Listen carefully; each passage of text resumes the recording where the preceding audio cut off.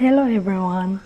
Today I want to do a reflection on an article by the Dr. Sukudhew Singh, which said that Malaysia risks not being a high-income economy even over the next 20 years. For me, yes, I'm agree with the statement. Malaysia will be difficult to achieve a high-income economy even over the next 20 years. This is because the entire world has been shaken by the spread of COVID-19, which had an enormous impact on the economic development, especially in Malaysia.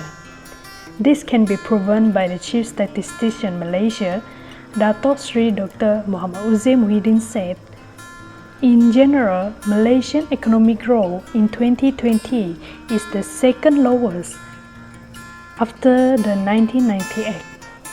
The national gross domestic product (GDP) declined by 5.6% compared to the 4.4% from the previous year. As the result, many economic sectors have been disrupted and closed. Also, the operating hours has been reduced. The activity, export and import, such as manufacturing, mining, inquiry, and agriculture, have been fallen. There are several causes why Malaysia is difficult to achieve a high-income economy even over the next 20 years. The first one is unemployment rate. In 2019, the unemployment rate is 3.3%, which means it has 508,020 individuals unemployed. In January 2020, the unemployment rate is 3.2%, but there is a continuous increase until March 2020 and reaches to 5.3%. This is not a good sign because there is a negative trend in the level of demand. When the unemployment rate is high, it can reduce the national income due to the direct impact on collection of income tax, also corporate profit tax. Therefore, Malaysia will lack funds and sources of income. Second is foreign exchange rate. Foreign exchange rate play a fundamental role in the country level of trade.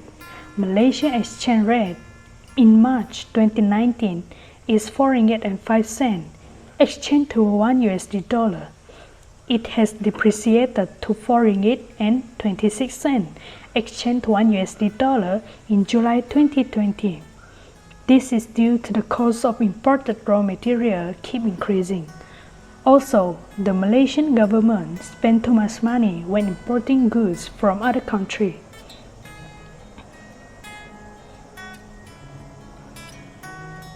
For example, in manufacturing sector, most of the machineries are imported from Japan and China. Last but not least is the tourism sector. As the result of spread COVID-19, the tourism sector has been closed by Malaysia and other countries in order to prevent the spread of COVID-19 infection. In year 2017, the total tourist arrival in Malaysia were recorded at 25.95 million, but it had fallen by 25 million to 4 million as of mid-2020. The number of tourism decreased and it can cause the tourism industry close. This is because the tourism industry did not have enough money to pay the workers' salary in order to perform good services to the tourists. Therefore, the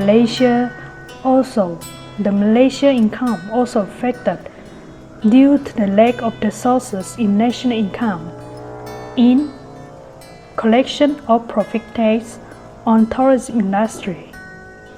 In conclusion, Malaysia is difficult to achieve a high-income economy due to the several challenges, namely the unemployment rate, the foreign exchange rate, and the third is tourism sector. Plus, more COVID-19 infections are becoming more common with the new variant. which is Omicron, around the world. Many countries already closed their borders, and it had impact on Malaysian trade and investment. Therefore, Malaysia will keep difficult to achieve as a high-income economy if all of these problems are not taken seriously. So that's all for me. Thank you.